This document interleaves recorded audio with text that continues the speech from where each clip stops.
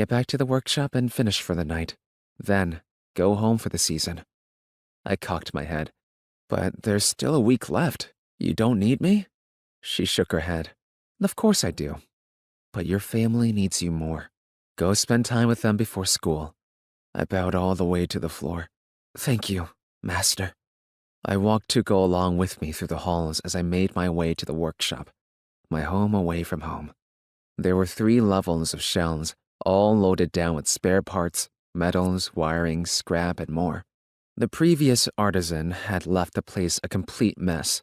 I'd spent 2 weeks reorganizing the shop to be usable. Level 3 was where I kept the plastics and hard metals. Level 2 was a combination of soft metals, raw materials like gunpowder, and spare components that were pre-built and ready to go. Level 1 was all the tools, a huge metal desk to work at, the current order's device reminding me of approaching deadlines, with a cubby for all the bots awaiting service. I'd built a pulley elevator at the center of the room I could activate with Mamunde to take me exactly where I needed to go for the part I wanted. Everything had its place. Neat freak, May joked. I chuckled. Maybe. It's easier when everything is in order. I found the last order sitting on the desk. It was a brawler-type bot, the most popular.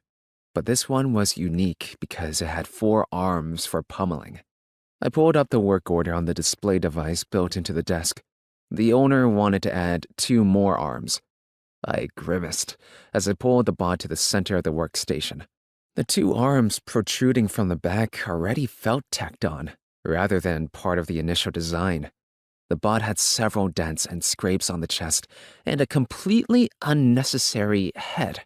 The secondary arms coming out from the back were longer than the 2 coming from the shoulder joints, but were still too short to block chest shots. I reviewed the proposed request and scoffed at the over-engineering. This wasn't the best way to go about it, but it was my job to follow the design requests, not to work on what I knew was best for the bot. Woonji had made that clear after my first bot upgrade, where I'd gone a bit off the rails. More like a complete redesign, May crackled through the speaker on my chest as she materialized on the desk beside me. Yeah, I said, waving her off. I'm not going to take any creative liberties, just follow the work order. I got down to business, mounting open the chassis for the addition of the 2 limbs at the chest cavity. My Enmunde had advanced significantly since working at the Rabbit, giving me great leaps in skill that will put me above the other second-year students. My Li was still pathetic, though, and my Rai wasn't much better. Hana wouldn't let me live it down. Perhaps you should spend a summer at a dance house, May mimicked Hana's voice, and I frowned at her. Don't do that. She rolled her eyes and practically her whole head. You know I love Hana just about as much as you do. Hey, I cut her short, pointing the scanner menacingly at her light projection on the table. Boundaries, remember? She shrugged. Sure, but anyone could see how infatuated you are with her in a single glance.